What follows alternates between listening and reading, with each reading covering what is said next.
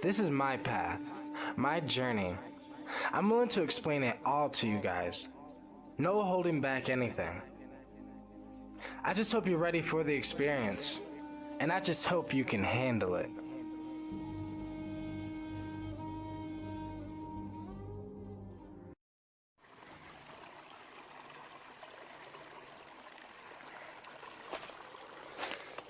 In this video, what I want to talk about is a brief thought that I had. I reminded myself of this thought coming down here by the river and looking at the river. And I started thinking to myself about the isness. And this isness is what every, I guess, psychedelic experience or psychedelic psychonaut has experienced. And it is just what is. You know how, like, I was describing how I feel like there's two gods, the mother and the father. And basically they're in love. And there's possibly three, because then they create a child. And that could be the human race themselves, us. We are part of the one, but yet we could possibly be slightly the next evolution, because things just constantly evolve, including the whole. In the isness, what that is, you know how, like, when people go into a psychosis, when they're lost inside of a psychedelic psychosis, maybe, I can use Dennis McKenna as an example because, like, his psychosis is kind of very public and very known, you know, about his experience at La Chirera. So, experience at La Chirera, you know, he ended up basically being in, you know, Phi was talking about it. I have an audio clip of it, and I can actually clip it in, if I, you know, if I feel like it. If not, then I didn't, and it'll be in the documentary, because I am making a documentary about our LSD experience. But the whole isness came up on the LSD experience because we were so deep into it, in this shamanic state, a shamanic trance, you know, that it was a shamanic experience, very deep, and we were very deep into the isness. And at that moment, we realized that every shaman that is dancing around in that experience, the shaman is in the isness. Most of the people that use ayahuasca, they never get into the isness because they never let themselves just get up, dance around, start screaming. You know, sometimes, I mean, the people, you know, in these experiences, you know, they'll scream, they'll cry. But I mean, like, being in the complete shaman state where you're just dancing around, talking to each other in elf language and understanding each other in another dimensional language and everything around you. We were so in the isness, we didn't even realize the visuals, but yet the visuals were some of the most intense visuals I've ever had. And it was so deep, and it was such a spiritual experience, and I thought to myself, you know, I don't know, like I said in my last video, you know, that I doubted LSD, but I don't doubt its spiritual, you know, I guess, thing that it can have anymore, because the only difference is you just have to know how to push it. And it made me realize how much, like, you know, me and Phi, and we all try to avoid the term shaman or like, so that's why I started calling myself a modern day shaman. But it's like, I'm realizing that I can't avoid that term anymore. That term shaman or modern day shaman, I'd rather say modern day shaman, but it's like, I've seen in the videos that we literally are modern day shamans, because it takes a shaman to be able to push LSD into a shamanic experience. And we were just dancing around, and we didn't have a fire to dance around, so we danced around his punching bag, and, like, I kind of got pulled into the trance. It was beautiful, but it was like, this experience, you know, it's the isness. And it taught me that every time somebody, basically, it showed me, like, being in the isness completely, and it showed me that you're in the isness when you're, like, so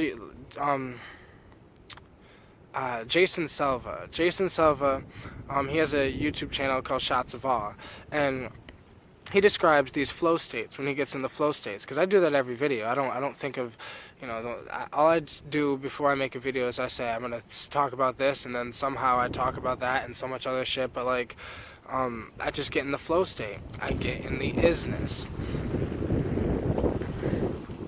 That's what I really want to describe. You know, is, like, basically that even Jason Selva, when he's in that flow state, he's in the isness. When a rapper is freestyling, he's in the isness. When an artist is in their zone, just, you know, they're in the isness. When a beat maker is making a beat, he's in the isness. When it's, the isness is this a state of consciousness that you can enter into, and it's an actual place of, I realized when you're in the isness, you're almost like dancing around, moving the energy around and shit, and it's almost like you're bringing in information but breathing out all information, and all information of the universe is coming from the isness. And maybe the isness could have been the Big Bang, or what we mistake the Big Bang as, because the isness is still happening. It's always happening.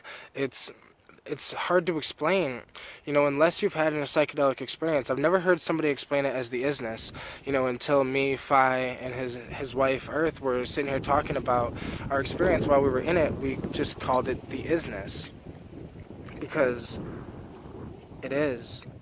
And I realized in the isness, right, you can get lost in the isness. That's why people have psychosis. You can get completely lost into the isness, and when you're lost in the isness, it's like, literally... It's literally like, I don't know, that's how you lose yourself to the psychedelic experience, basically, when you get lost into the isness.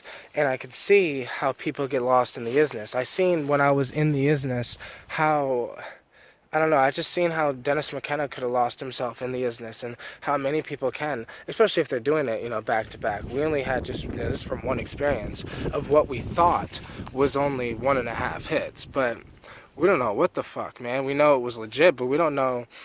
For some reason, that shit was a lot stronger than we thought, and maybe it's because we pushed it like shamans would, and danced around and talked in elf to each other. We shattered all boundaries, we screamed, we laughed, like almost like hysterically, like the Joker's state of mind laugh. Like, it was interesting, but that's the isness, where all the feelings, all emotions, all thought, everything is flowing out of this state of mind, and it's, man... And what I realized is when you get lost in the isness, it's just like water, right? It's like water. So you're looking at, like right now, I'm looking at this river. I'm going to try to go down to the river to explain it to you guys. But I'd rather go over here. But when you're lost in the isness, this is what it's like to be lost in the isness. Hold on.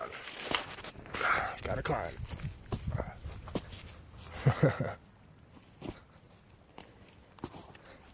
Okay, so what it's like to be lost in the isness. Good thing for this fucking... Okay. I don't want to get too close because of the water. Whoa.